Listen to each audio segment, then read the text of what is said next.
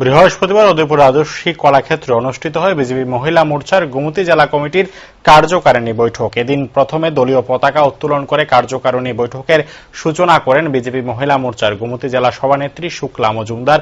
এরপর প্রদীপ প্রজ্বলন করে এই কার্যকারিণী বৈঠকের আনুষ্ঠানিক উদ্বোধন করেন মহিলা মোর্চার রাজ্য সভানেত্রী ঝর্ণা দেববর্মা।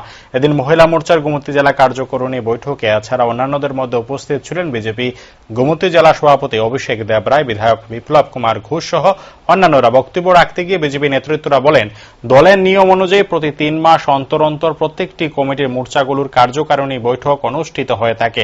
মূলত বিগত 3 মাসের কার্যক্রমের বিস্তারিত তথ্য তুলে ধরা হয় এই বৈঠকে। পাশাপাশি আগামী দিনের কর্মসূচি নিয়ে বিস্তৃত আলোচনা হয়ে থাকে।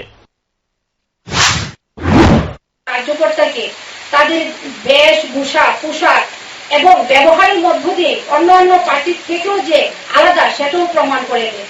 আমাদের মধ্যে সেই সেবাহী সংগঠন, সেই মনোভাব নিয়ে আমাদের প্রত্যেক কার্যকর্তা প্রত্যেক দিন প্রতিনিয়ত ভারত মাতার সেবায়, এই সমাজের সেবায়, আমাদের গণদেবতাদের সেবায় প্রত্যেক দিন সেখানে নিয়োজিত থাকে।